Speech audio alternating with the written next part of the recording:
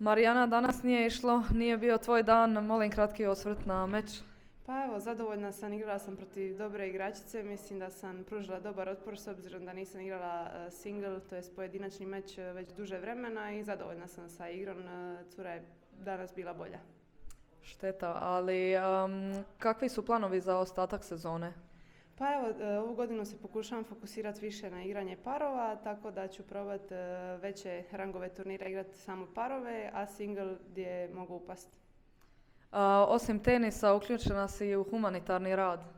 Tako je, da. Radim za World Food Program, Share the Meal aplikaciju koja prikuplja hranu za gladne širom svijeta i trenutno smo bazirani na tome, na skupljanju hrane za trenutni Ramadan koji je u tijeku i trenutno skupljam za Palestinu.